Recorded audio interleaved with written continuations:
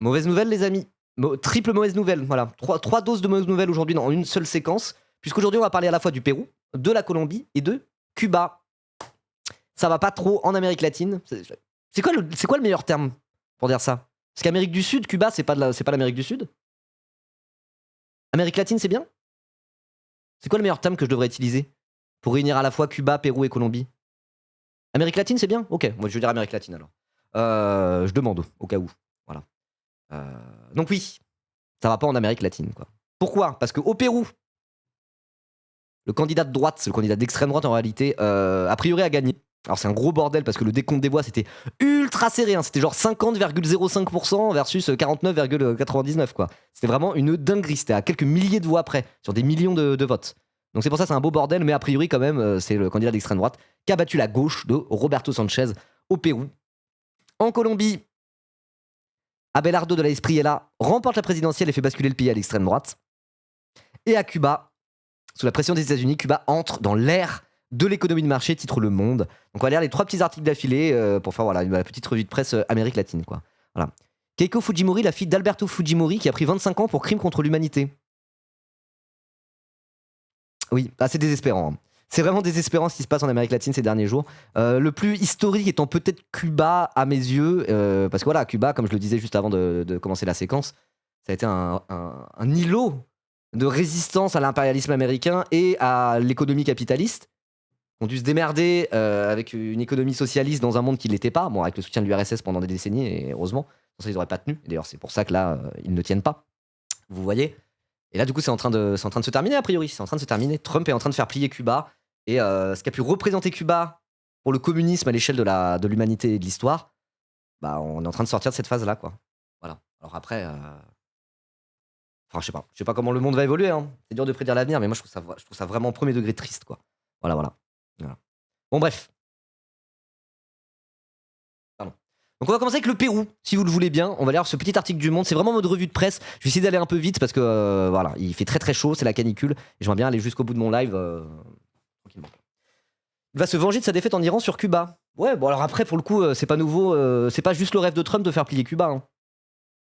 Voilà. Hein. S'il y a un truc, j'en parlais avec Onibaku, s'il y a un truc qui met un peu d'accord les démocrates et les républicains aux États-Unis, les républicains étant un peu pires que les démocrates quand même malgré tout, c'est ils aiment pas Cuba quoi. Voilà, Cuba à la base c'était leur précaré, c'est comme ça qu'on dit. C'était une colonie américaine à la base, hein, Cuba. Voilà, c'était l'endroit où il y avait des riches capitalistes qui allaient flamber, c'était leur club de vacances et un endroit qu'ils exploitaient à mort quoi. C'était vraiment une colonie américaine. Donc il y a eu la fameuse révolution, etc. Regardez le Parrain 2, ils en parlent dans le Parrain 2. Et donc du coup ils ont le seum des États-Unis depuis ça quoi. Et puis c'était en plus un pied de nez à l'impérialisme américain juste à côté des États-Unis quoi. Donc voilà, pour le coup, c'est pas juste Trump par rapport à l'Iran, c'est de longue date, mais Trump, comme il n'a absolument rien à branler, bah, il va pas par 4 chemins, quoi. Effectivement. Salut Journal Louise, comment ça va? Ça va? Pas trop chaud? Bon, tout est dans le nord, ça va un peu mieux que nous. Et Cuba, personne va défendre. Bah ouais, parce que Xi Jinping, là-dessus, il craint. Voilà, contrairement à l'URSS, au moins, il soutenait Cuba. Xi Jinping, tu fais quoi? Oh. Voilà. Parce qu'on critique beaucoup la Chine, Moi, ma critique numéro 1, c'est qu'ils soutiennent pas. Ils se réclament quand même du communisme. Ils ont un drapeau rouge avec un marteau et une faucille. Normalement, quand tu fais ça et que t'es une méga puissance économique comme As, t'es censé aider les autres qui essayent de faire de leur mieux, comme Cuba par exemple, hein, ce qu'a fait l'URSS pendant des années.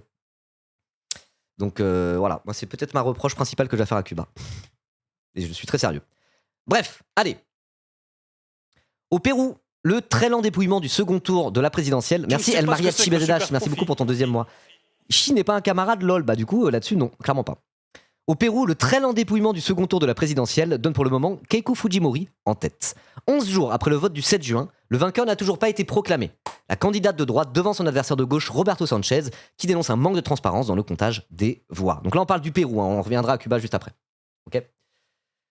Le Pérou bat une nouvelle fois un record. Après avoir vu se succéder 8 présidents en 10 ans, dans une crise politique permanente qui exaspère la population, celle-ci devra attendre encore plusieurs semaines avant de connaître le résultat définitif de l'élection présidentielle. Les organismes électoraux ont annoncé que les résultats du second tour du scrutin, qui s'est tenu le 7 juin, ne seront probablement pas connus avant la mi-juillet, en raison du nombre de bulletins contestés. Ah ouais, c'est chaud. Keiko Fujimori, la candidate de la droite autoritaire est en tête, avec une avance de quelques 39 000 voix sur son adversaire de gauche, Roberto Sanchez.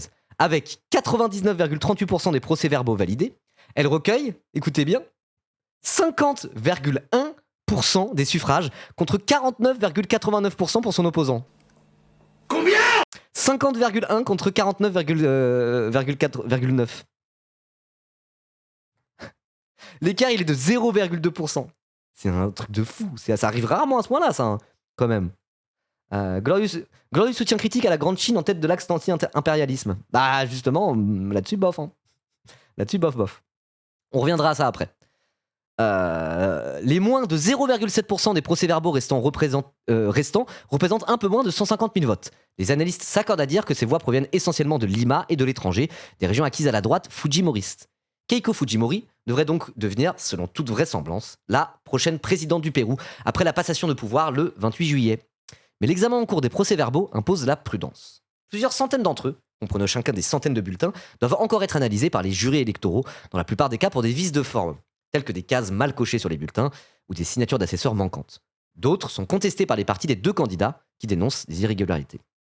Une telle lenteur, d'abord dans le dépouillement puis dans la proclamation des résultats, fait du Pérou un cas singulier à l'échelle mondiale, mais n'étonne même plus les Péruviens. Au premier tour du 12 avril déjà, le décompte officiel avait duré 1 mois. Alors juste finis là-dessus, parce que j'ai trop parlé de la Chine et du coup ça me fait des réactions. Oui, la Chine n'est pas du tout impérialiste. Mais justement, j'allais plutôt dans ce sens-là. Hein. Mais c'est incomparable avec l'impérialisme américain. Voilà, vraiment c'est incomparable. On en reparlera, on aura d'autres occasions d'en reparler, mais genre, on peut vraiment pas mettre sur un pied d'égalité la Chine et les États-Unis en disant « Oh, tout ça c'est des impérialistes !» Vraiment, c'est incomparable. Il suffit juste de regarder le nombre de bases militaires hors du continent. Voilà. Mais à ce moment-là, on peut dire que l'URSS aussi était impérialiste. Certes, mais c'est plus sur l'anti-impérialisme au sens de lutter contre l'hégémonie américaine. Vous voyez ?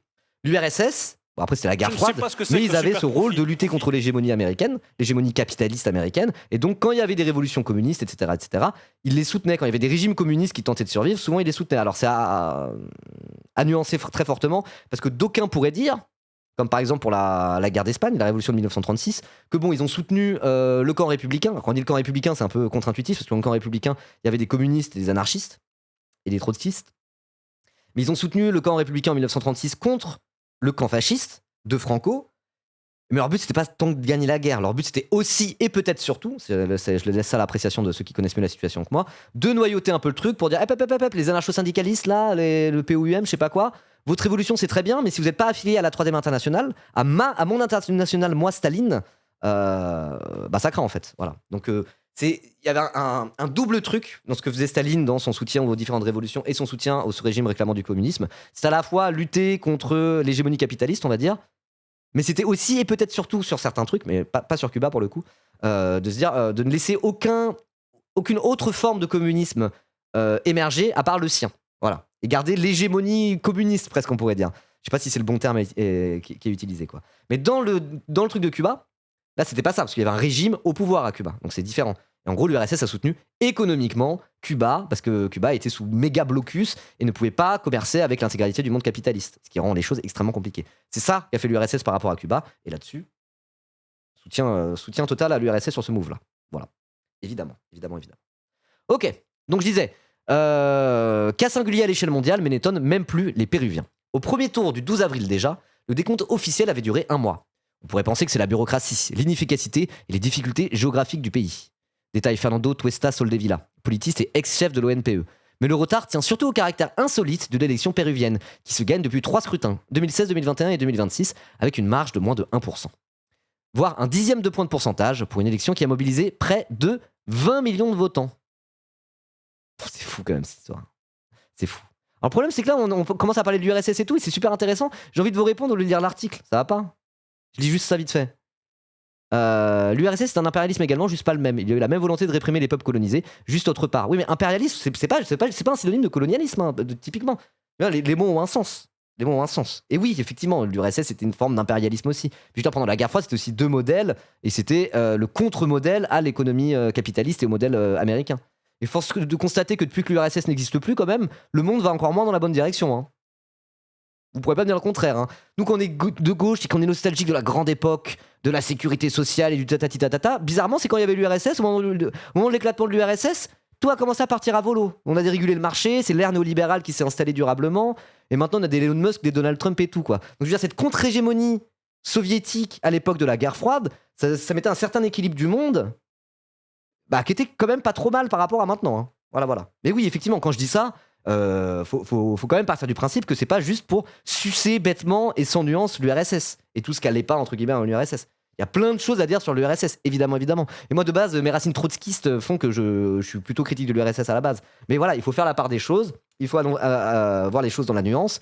Et à un moment donné, l'URSS, avec tous ses défauts, avec toute la manière dont ça s'est fait, malgré tout ce qui a pu se passer en URSS, malgré tous les crimes de Staline, malgré l'impérialisme soviétique, etc., ça faisait que quand même, ça donnait du buzz au communisme dans le monde entier, et ça a enlevé l'hégémonie capitaliste américaine, quoi.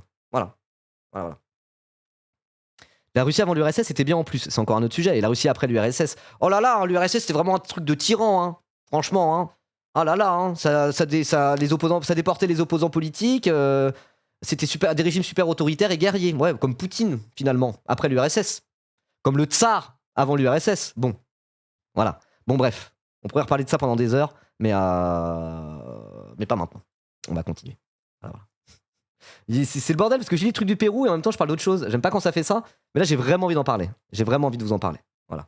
Parce que c'est des sujets qui moi me passionnent et depuis assez longtemps, même s'il faut que je continue à monter en gamme sur l'histoire soviétique et tout. Bref. Et sur l'anti-impérialisme historiquement, même par rapport à la Chine et ce genre de choses, quoi. C'est des sujets qui sont hyper importants. Voilà. Et puis c'est Onibaku le tanky, et du coup il me fait voir les choses un peu d'une manière un petit peu différente par rapport à certains trotskistes. Voilà. Mais c'est bien, du coup je me nourris de ces débats et ça me fait avancer intellectuellement. J'en suis très heureux. Je ne sais pas ce que c'est que le super. On est sur quoi? Alors on a un peu digressé sur l'URSS historiquement par rapport à Cuba, puisqu'on va parler de Cuba après. Mais du coup on fait un triple sujet, Cuba, Colombie, Pérou. En gros c'est rien ne va plus en Amérique latine. Donc là on est sur le Pérou où c'est la merde parce que la droite arrive au pouvoir. L'extrême droite même arrive au pouvoir au Pérou, mais c'est pas clair parce que les dépouillements c'est ultra serré, quoi. Voilà. Donc on était où? On finit l'article ou pas? Parce que l'article parle vraiment du vote, hein, à quel point le vote c'est la merde.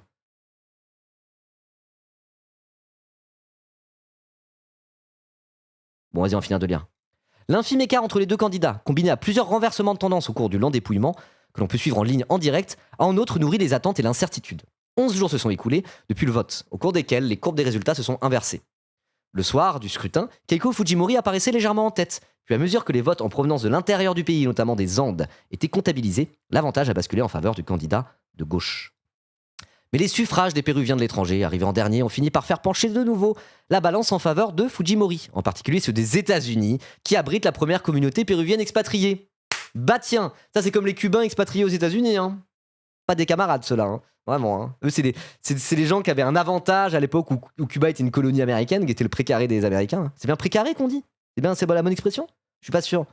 Et donc du coup ils sont genre oh non, fais chier, mon grand-père propriétaire esclavagiste s'est battu pour pouvoir avoir des esclaves. Du coup maintenant je suis en Floride et je suis Trumpiste. Voilà quoi. Oui, c'est bien précaré qu'on dit. Bon, voilà quoi. Donc voilà, les expats aux États-Unis font pencher la balance du côté de Fujimori, déclenchant un débat sur le maintien du droit des suffrages pour les non-résidents. Moi je serais pour que les expatriés n'aient pas le droit de vote en France. Moi idéalement. Alors après, il faudrait que ça soit carré en termes de loi. Voilà. Il faut faire ça bien. Mais moi, je serais pour que les expatriés. Enfin, si t'es expatrié moins d'un an ou un an, que tu pars en vacances tranquille, voilà. Comme Caponze, là, qui fait une année sabbatique en Asie du Sud-Est. Ok, là, d'accord. Mais quelqu'un qui est durablement installé hors de France et dont son activité économique et son travail est durablement établi hors de France, bah, qu'il puisse pas voter aux élections. Et que quelqu'un qui est durablement en France et dont l'activité économique est établie en France depuis un certain nombre d'années, on pourrait mettre la barre à 2-3 ans, je sais pas exactement, et le droit de vote. Du coup, ça serait droit de vote pour les étrangers si t'es intégré, enfin si tu vis en France depuis un certain nombre d'années, et donc du coup tu participes à la vie économique du pays, tu participes collectivement à l'État via les impôts, etc., etc. Vous voyez? Là, ça te donne le droit de vote, nationalité ou pas, et que t'aies la nationalité, si jamais t'es expatrié depuis un certain nombre d'années hors de France et que t'es intégré économiquement à autre part qu'en France, là t'as pas le droit de voter, parce que ce qui fait le collectif, ce qui fait que l'État existe, jusqu'à preuve du contraire, c'est la fiscalité. C'est le fait qu'on paye tous des impôts et qu'on participe tous à ce pot commun qu'on appelle l'État français finalement. Vous voyez?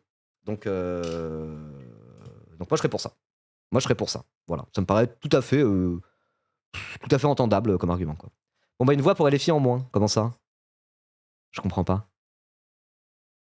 Mais si tu continues à taxer hors de France, t'as le droit de voter. Après, à voir comment on peut faire. À voir comment on peut faire. Mais voilà, essayer de voir qui a le droit de voter en mode qui participe à l'État. Et pour participer à l'État, c'est économiquement que tu fais que tu participes ou pas à l'État. Voilà. Parce que bon, les députés des Français de l'étranger, un PB. Hein. Vraiment, c'est les pires députés à chaque fois. Hein. C'est les pires députés. Hein. Sauf si un peu universel. Ouais, à voir. Mais pour moi, je veux dire, limiter, peut-être pas interdire, hein, mais limiter à certaines conditions le droit de vote des expats, ça me paraît être la même face l'autre face d'une même pièce que droit de vote pour les étrangers en France. Vous voyez. Voilà. Bon. Ok. Si l'on ne compte que les voix exprimées au Pérou, Roberto Sanchez devance de plus de 43 000 voix son adversaire. Si ce dernier assurait qu'il y respectera le résultat, il a critiqué le manque de transparence des organismes chargés du scrutin. Son parti, Juntos por el Perú, Ensemble pour le Pérou, désolé pour mon accent, j'ai jamais fait d'espagnol à l'école, a dénoncé dans un communiqué des modifications des règles électorales en plein processus et des manœuvres politico-médiatiques. Il a appelé à manifester vendredi 19 juin pour défendre le vote. Pour sa part, la mission d'observation électorale de l'Union européenne a évalué positivement le processus de vote, tout en pointant une campagne électorale marquée par un net biais des médias privés en faveur de Keiko Fujimori. Tiens, ils doivent avoir quelques Bolloré locaux. Normal, voilà. Alors à savoir que c'est des organismes privés, hein, si je dis pas de bêtises, qui comptent les votes là-bas. C'est pas l'État qui le fait directement. Super. La chef du parti Fuerza Popular, Force Populaire, joue l'apaisement. Elle a assuré qu'elle attendrait le dépouillement complet avant de revendiquer la victoire. Une posture qui contraste avec son attitude lors de la présidentielle de 2021. Une posture qui, lorsqu'elle avait contesté sa défaite contre le président de gauche, Pedro Castillo, dénonçant une fraude. Entourée d'une armée d'avocats, elle avait alors engagé une bataille légale pour tenter de faire invalider des milliers de suffrages provenant des zones rurales andines, qui lui étaient défavorables. Certains redoutent un scénario similaire cette année avec le camp perdant. Mais Sanchez n'est ni Keiko Fujimori, ni Rafael López Aliaga, le candidat d'extrême droite arrivé en 3e position du premier tour. Ah non, Keiko Fujimori, c'est un candidat de droite. C'est droite très très à droite, droite dure, mais c'est pas officiellement le candidat. C'est de la candidate d'extrême droite. Mais elle est soutenue par la candidate d'extrême droite. Le candidat d'extrême droite, ok. Tranche le politiste Fernando Tuesta Soldevilla. Jusqu'à présent, le candidat de gauche s'est gardé de parler de fraude. Il n'a pas la violence du second, qui avait appelé à l'insurrection civile, tout en insultant les chefs des organismes électoraux, et n'a ni la puissance politique ni les ressources financières de Fuerza Popular. Chaque procès-verbal contesté coûte plus de 1300 soles, donc 335 €. En 2021, les résultats officiels avaient été proclamés que le 19 juillet, 43 jours après le second tour, et à seulement quelques jours de l'entrée en fonction du président de la République. Ok, bon. Bah du coup, c'est un article surtout sur le décompte du vote, qui est un bon gros bordel, mais a priori, sauf surprise, Sanchez devrait être éjecté du pouvoir au profit d'une candidate de droite radicale soutenue par l'extrême droite. Donc pas cool, vraiment pas cool. Alors après, c'est une mauvaise nouvelle, très clairement, mais comme il le disait au début de l'article, le Pérou, c'est un pays où c'est ultra instable politiquement, ils sont habitués à avoir des élections tout le temps, ça passe du droite à gauche, de gauche à droite, donc voilà, c'est pas en mode bon, bah c'est finito, Pérou finito, c'est pas ce que ça veut dire, mais c'est quand même une mauvaise nouvelle. Voilà. Le père Fujimori condamné à 25 ans de prison pour crime contre l'humanité. Oui, on en a parlé déjà. On en a parlé. Aïe. Bref. Elle aura une plus grosse assise, elle a beaucoup d'élus. Ça reste évidemment une mauvaise nouvelle. Hein. Ça reste évidemment une mauvaise nouvelle, mais à voir. À voir. C'est peut-être moins historique que si, je sais pas, que le RN passait au pouvoir en France, quoi. Parce que c'est pas un moment de bascule, spécialement pour le Pérou. C'est une très mauvaise nouvelle, mais c'est pas une espèce de moment de bascule en mode genre quelque chose qui n'est jamais arrivé et qui ne réarrivera jamais forcément, quoi. Voilà, ça a bien bougé les différents présidents et les différentes présidentes au Pérou depuis des années, donc à voir comment ça se goupille, mais ça craint.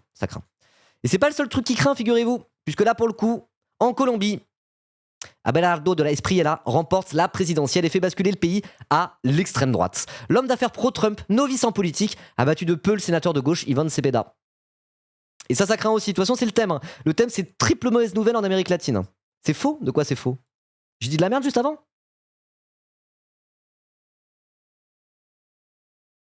Ah bon? Qu'est-ce que j'ai dit de faux? Il a pas encore gagné. Mais on vient de lire l'article. Tu viens d'arriver au Coriaté? Il vient de lire l'article. J'ai dit sauf surprise, a priori, il a l'air d'être parti pour gagner. T'es arrivé il y a combien de temps? On vient de lire un article qui parlait précisément du décompte des votes et comment c'était la merde. Donc je sais. Et peut-être tu viens d'arriver. Peut-être tu viens d'arriver. Voilà. Bon, je sais même pas si on va lire l'article en entier, mais on va juste regarder la petite vidéo. Ça sera peut-être plus simple. Le candidat. De toute façon, on a déjà eu une VOD où on parlait de ça.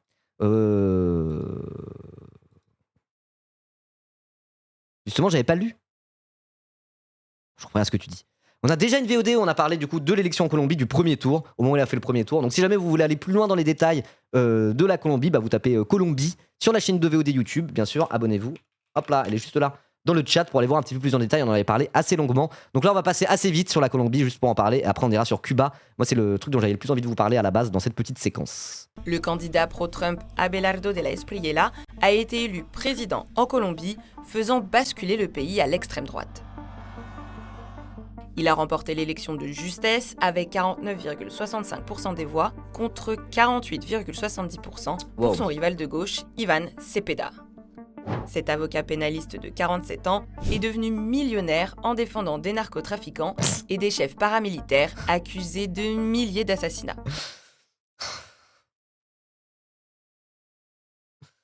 Ah, l'Amérique latine c'est rude hein, parfois. Hein. L'extrême droite là-bas et ça rigole pas. Hein. T'as même pas besoin de gratter, c'est en mode genre ah ouais il a défendu des... Ah ouais, son père était condamné à 25 ans pour crime contre l'humanité. Ah ouais. Ah il est devenu millionnaire en défendant des narcotrafiquants. Ah bon. On dirait une parodie, mais vraiment c'est tout le temps ça quoi. C'est tout le temps ça. C'est vraiment en mode good guy, mec de gauche, inspiré de Bolivar et Allende, versus des mafiosos hitlériens quoi. C'est tout le temps ça. Chaque putain d'élection en Amérique latine c'est ça quoi. C'est en mode Hitler réincarné versus un mec de gauche basé quoi. Plus ou moins basé. C'est l'enfant bâtard d'Al Capone et Hitler versus la gauche un peu cool quoi. C'est vraiment ça. Hein. C'est vraiment ça à chaque fois. Hein. C'est désormais avec un discours sécuritaire et frontalement opposé aux groupes armés liés au narcotrafic qu'il s'est fait élire. Alors c'est depuis un véhicule blindé qu'il a célébré sa victoire. L'image quoi. Y a moyen que je me prenne une balle dans la tête.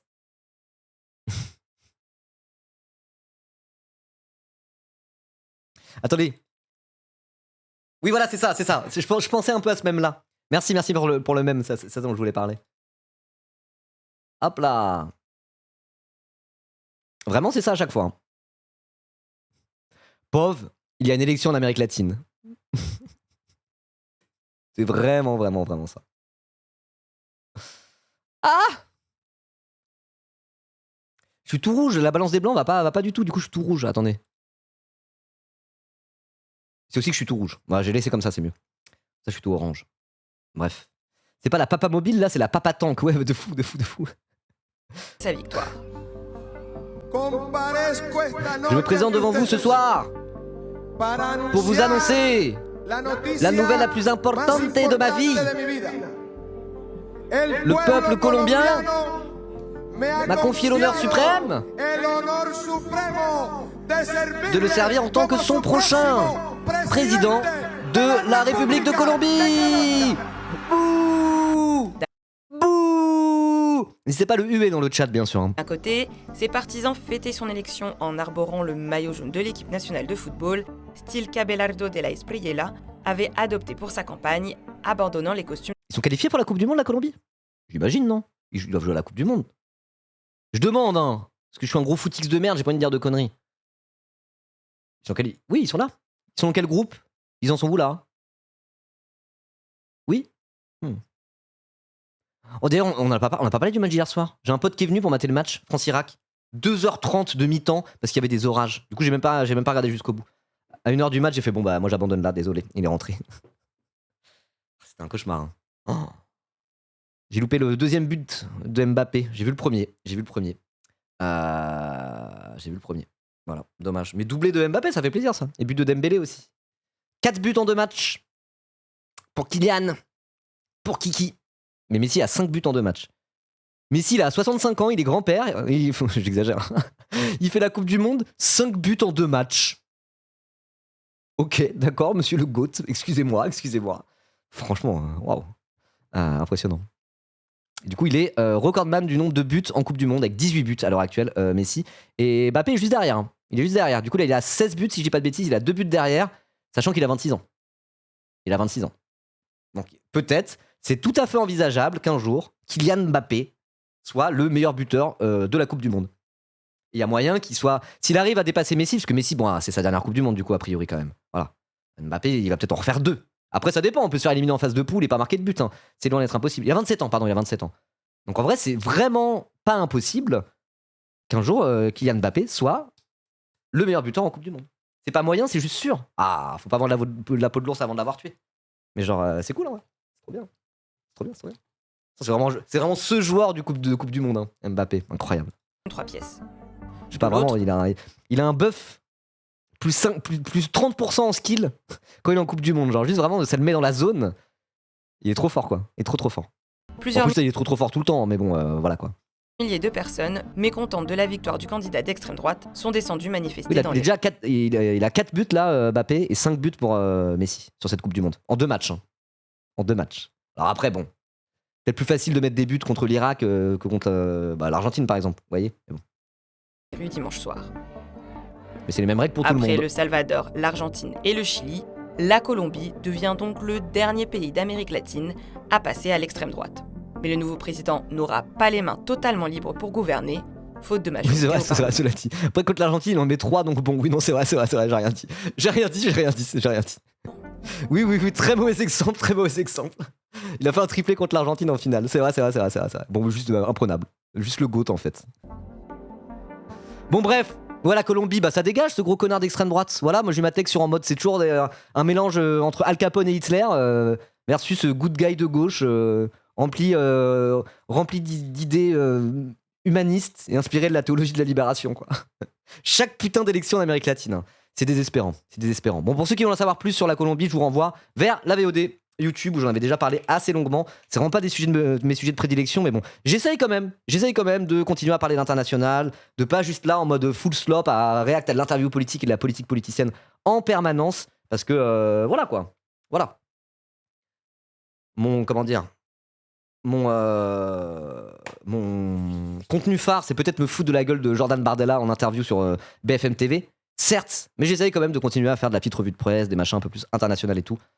Donc bon, c'est pas forcément... je suis pas un grand connaisseur, mais j'essaye en tout cas de le faire. Voilà.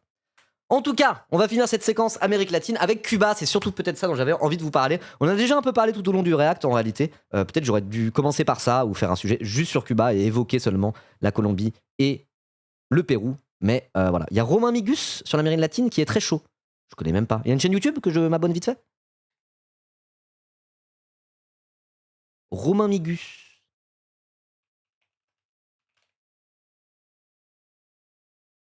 Pourquoi ça bug? Oui, il a une chaîne. Ok. Révolte sociale en Bolivie.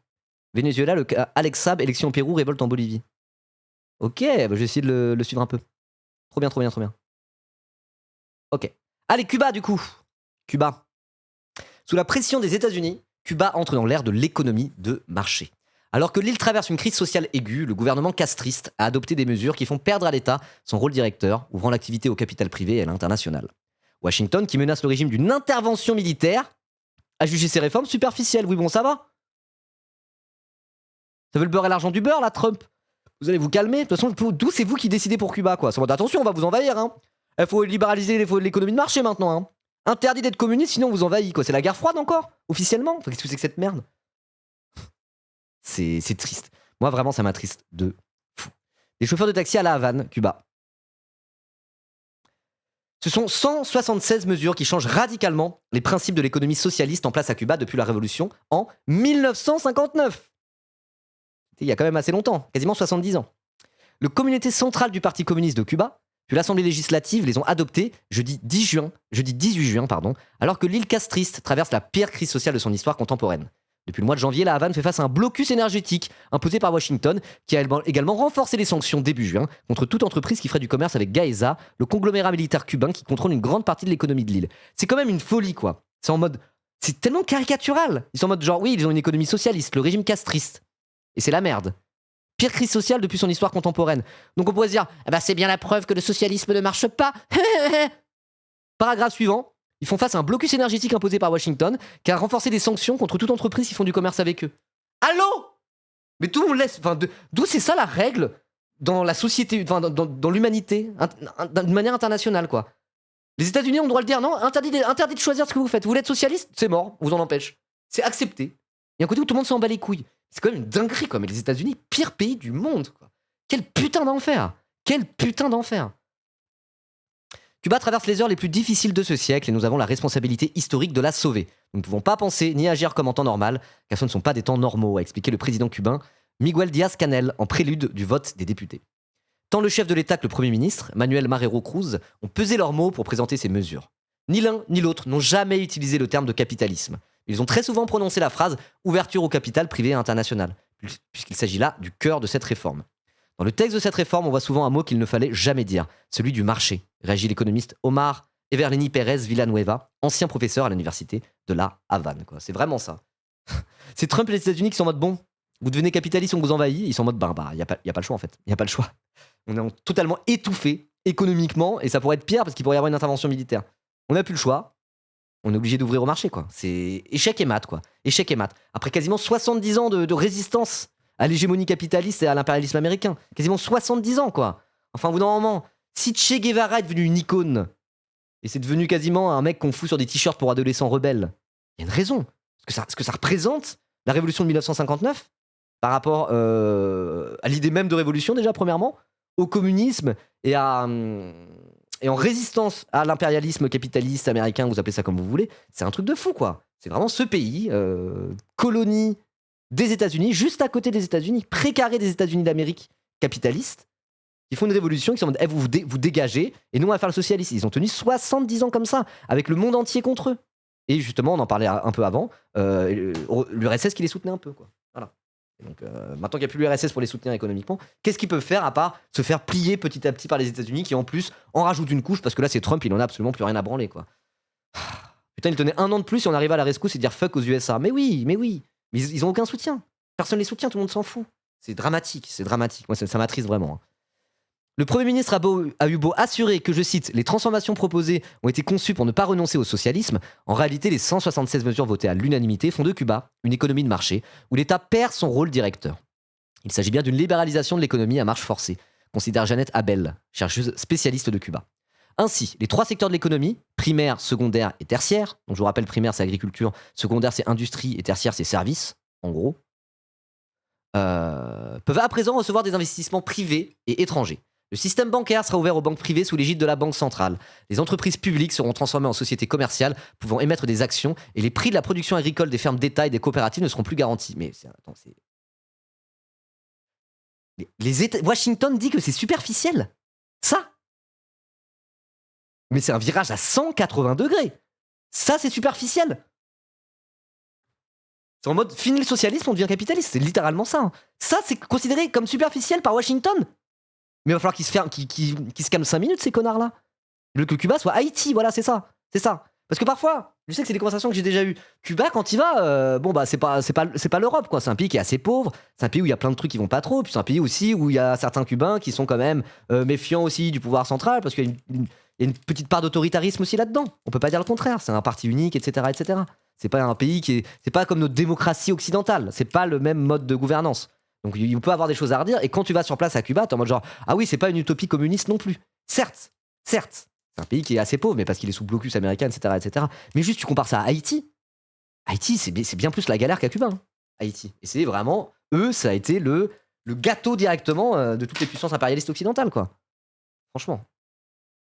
C'est pour ça, moi, ça m'attriste au plus haut point, quoi. Ça m'attriste au plus haut point. Et là, vraiment, quand tu regardes cette phrase-là, une seule phrase, le système bancaire sera ouvert aux banques privées, sous l'égide de la Banque centrale.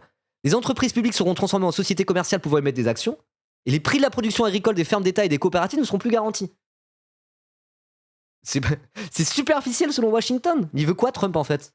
Il veut directement que le président cubain vienne lui sucer la bite, en fait. Waouh. J'ai des potes qui sont passés et m'ont dit que c'était assez hard pour les gens de vivre. Haïti ou Cuba? Parce que Cuba, ouais, mais Haïti, c'est vraiment pas mieux, c'est même pire. Voilà. Une économie informelle de zinzin à Cuba, c'est pas une réforme giga-capitaliste ou je sais pas quoi. Et quand les sanctions économiques auront été partiellement levées, les USA utiliseront l'amélioration marginale de la situation comme une preuve du succès du capitalisme. Exactement. Et ça, faut dégrossir ce discours dès maintenant. Hein. Ah là là là là là là. Bref, allez, on va continuer l'article. Il n'est pas très très long. Les petites et moyennes entreprises, dites MIPIM, créées par une réforme en 2021, ne seront plus limitées à 100 employés comme jusqu'à présent, et leurs dirigeants pourront en posséder plusieurs. Quel intérêt. Certaines des mesures prévoient de faciliter la création d'entreprises, réduire la bureaucratie et simplifier l'impôt. Le régime cubain veut donner la priorité aux investissements dans les domaines qui en ont le plus cruellement besoin, le développement des énergies renouvelables pour l'électricité et la production de carburant pour les transports. Ok. Mais ça, quel intérêt de dire oh là, bah les PME maintenant on pourra posséder plusieurs PME. Quel intérêt économique pour ça en réalité? La seule raison qu'ils font ça, c'est parce que Washington, les États-Unis, les obligent à le faire. Et c'est en mode c'est ça où vous crevez de faim, et si vous crevez pas de faim, de toute façon on va vous envahir quoi. On est à ce niveau-là de violence de la part des États-Unis. On est à ce niveau-là d'impérialisme américain. C'est chaud quoi. Les municipalités et les gouvernements de province peuvent aussi accéder à un financement externe et au crédit, alors qu'ils dépendaient jusqu'à présent de l'État central. Les collectivités locales gagnent ainsi une autonomie budgétaire, fiscale et administrative nouvelle. La Havane ouvre tous les secteurs stratégiques de son économie au privé, y compris ses mines et ses ports, détaille l'historien Rafael Rojas, chercheur au Colegio de México. Non mais ça, enfin, c'est caricatural. C'est caricatural. La Havane ouvre tous les secteurs stratégiques de son économie au privé, y compris ses mines et ses ports. Je me demande bien quel intérêt les États-Unis peuvent avoir à ça. Je me demande pourquoi les États-Unis avaient envie de ça. Tiens, bizarre quand même. Pourquoi les États-Unis auraient intérêt à ce que les mines cubaines soient ouvertes aux investisseurs privés étrangers? Comment ça se fait? C'est pour que le monde fonctionne mieux? C'est parce que le capitalisme amène la prospérité à tous? C'est pour que les Cubains puissent profiter de Coca-Cola et McDo? Hasard de dingue! Non mais sérieux quoi, c'est tellement caricatural cette histoire. C'est genre mais juste tu prends ça t'es en mode genre mais voilà pourquoi le communisme marche pas. Allô, vous voyez ça? Oh là là là là là là. C'est pour ça on a regardé des extraits de Charles Gave et tous ces économistes libéraux complètement débiles mentaux là, qui sont en mode genre l'épargne, l'investisseur, ils savent pas de quoi ils parlent, ils se baffent dessus. Mais genre quand tu regardes ça, allô? Et on est dans un article du Monde hein. C'est pas un journal communiste de je sais pas quoi. C'est des chercheurs, tout ce qu'il y a de plus neutre, entre guillemets, dont Le Monde, journal tout ce qu'il y a de plus centriste, t'as juste à lire ce petit article du Monde pour être en mode, bon bah, allô? Ça se voit quand même pourquoi le communisme et le socialisme ne marchent pas. Et ça se voit qu'en fait, c'est ça, normalement, c'est capitalisme versus communisme, c'est bourgeoisie versus prolétariat. En dernière instance, le monde dans lequel on vit, c'est comme ça qu'il fonctionne. C'est le cas depuis la révolution industrielle, c'est le cas depuis le début du capitalisme, c'est le cas depuis 250 ans, c'est même le cas depuis avant la lutte des classes, quand tu regardes, quand tu lis le manifeste du Parti communiste, ça remonte jusqu'à la sédentarisation et le moment où il a commencé à y avoir de la propriété privée au sens pré-moderne, quoi. Voilà. Il y a Engels qui a écrit un bouquin qui s'appelle De l'origine de la propriété de la famille et de l'État et qui parle de ça. Au moment où on a commencé à sédentariser, au moment où on a commencé à faire des fermes, au moment donné où on a commencé à mettre des grains dans des gros pots pour passer l'hiver, bah, le mec qui avait les plus gros pots de grains, il a commencé à avoir un pouvoir qui n'existait pas avant. Et là, c'est le début de ça, quoi. Voilà. Attendez, je vais vous lire le début du manifeste du Parti communiste. Il est où le manifeste?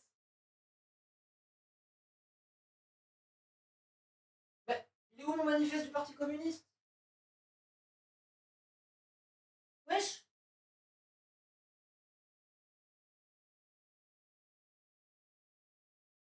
Je le retrouve pas. Attendez.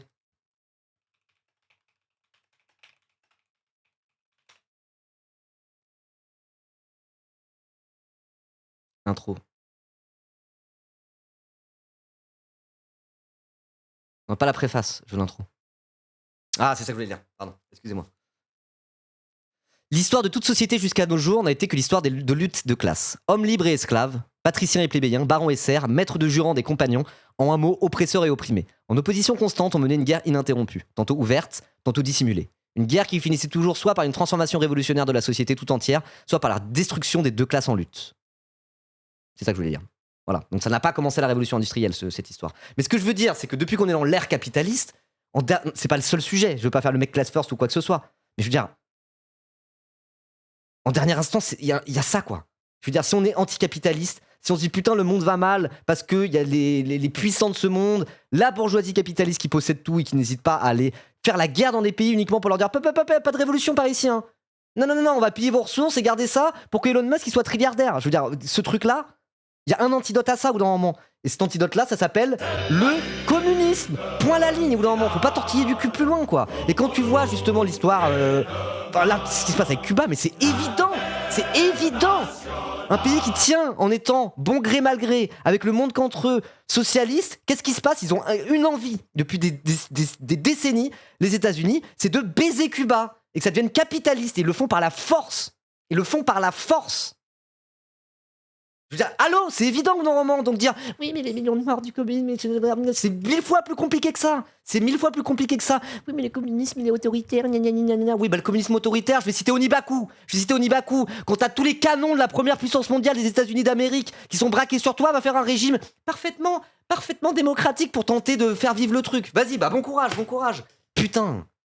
Et là, quand tu vois ça, mais en mode, mais c'est évident que c'est ça. C'est évident, à un moment donné, c'est pas plus compliqué que ça. C'est un peu plus compliqué. Normalement, c'est travailleurs contre bourgeoisie, communisme contre capitalisme. Et c'est tout, et nique ta mère, quoi. Et là, si vous dites, oh là là, je trouve ça un peu classe farce comme discours, évidemment que, en partant de cette base-là, tous les systèmes de domination, racistes, de genre, etc., s'intègrent là-dedans. Voilà, je fais pas ça pour faire mon bet class first. Vous avez compris où je voulais en venir, quoi. Je veux dire, la vérité saute aux yeux. Le capitalisme, c'est de la merde qui détruit l'humanité par la force au profit d'une toute petite minorité. Il y a un antidote à ça, ça s'appelle le communisme. Voilà. Putain de merde. Ah. Faut que je me calme parce qu'il fait chaud. Allez, on reprend.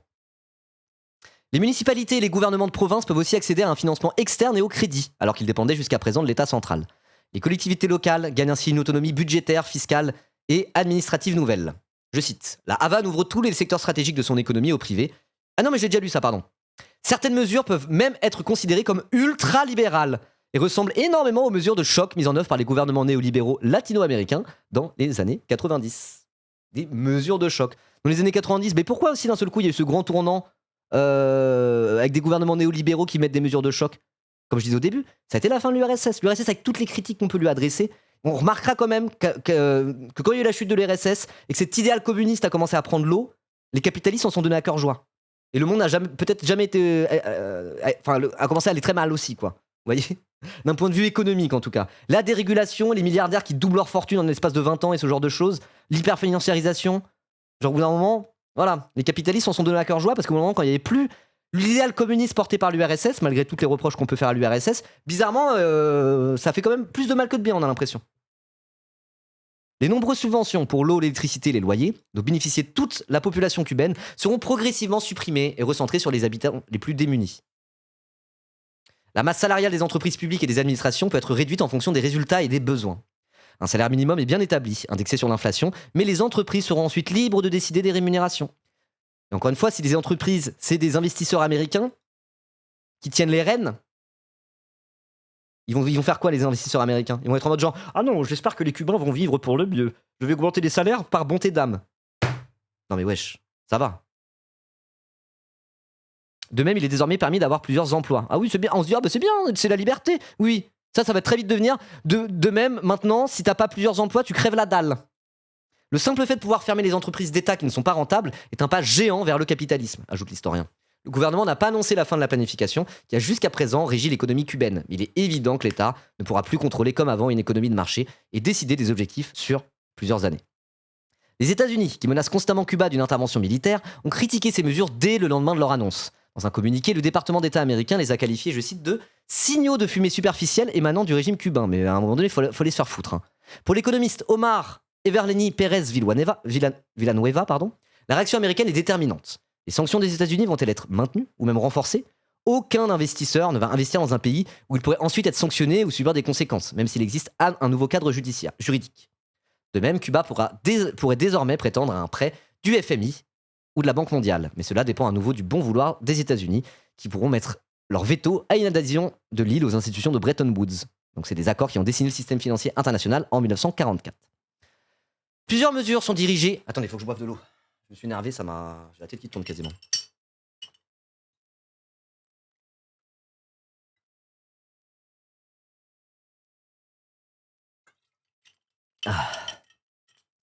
sais pas si on va pouvoir faire tous les sujets. Hein. Je suis KO avec la canicule.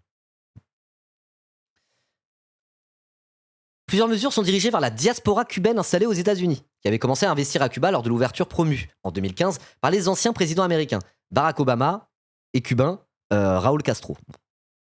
Les investissements dans le marché immobilier pour rénover un parc en délabrement sont par exemple réservés aux Cubains vivant à Cuba et à l'étranger.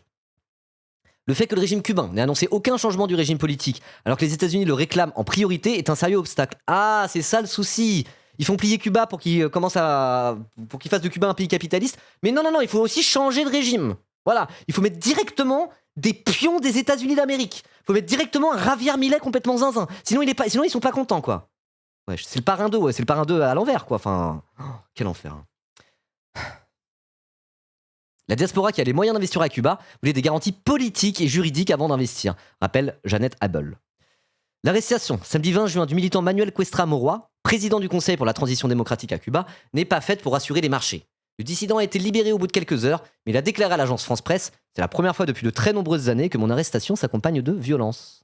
Preuve que l'annonce des réformes économiques n'a pas réduit les tensions sociales ni la fragilité d'un régime, menacé à l'extérieur, mais aussi de plus en plus critiqué sur son propre territoire. Bah quand c'est la merde, faut bien s'en prendre à quelqu'un aussi. Hein. Normal. Hein. Oh là là. Tant qu'il n'y a pas Pinochet à Cuba, c'est pas la démocratie, c'est ça. Oui, c'est ça. C'est exactement ça. C'est littéralement ça. C'est littéralement ça. En vérité, j'aurais dû faire juste un sujet sur Cuba et peut-être après parler du Venezuela et du Pérou. Parce que là, tout le début, j'étais en mode bon, ok, on va passer rapidement, mais ça durait un peu longtemps. Alors que là, c'est de ça dont je voulais parler surtout à la base, quoi. Vous voyez, là, je suis un petit peu plus habité. Donc, bon, bah tant pis. Voilà, la VOD sera un peu longue. Au moins, j'ai parlé un peu de tout, j'ai testé. La prochaine fois, je parlerai que de Cuba dans ces moments-là.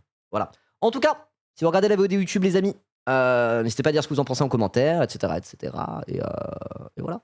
Avis sur Cuba, avis sur le RSS. Parce que là, j'ai parlé quand même de pas mal de trucs, notamment de l'URSS, et je sais que tout le monde n'est pas d'accord par rapport à ça. En France, on est quand même un peu en mode oui, mais Staline. Et c'est vrai. Moi, je suis pas un stalinien, évidemment. Évidemment. Mais c'est des sujets hyper intéressants. Donc, si vous avez un avis là-dessus, si vous êtes en mode genre, là-dessus, tu te trompes un peu, Ribo. Il faut quand même reconnaître que l'URSS est moins, c'est moins bien que ce que tu disais, ou je ne sais quoi. Bah, n'hésitez pas à le dire en commentaire et à débattre. Franchement, c'est des sujets qui sont intéressants, qui sont extrêmement. Le rabbit hole est profond, on va dire. C'est dense. On me traite tellement de stalinien, au bout d'un moment, j'ai fini par accepter. Bah ouais. Voilà. Et abonnez-vous, bien sûr. Et force à Cuba. Force au Pérou. Force à la Colombie. Et à bas l'impérialisme américain, bien sûr.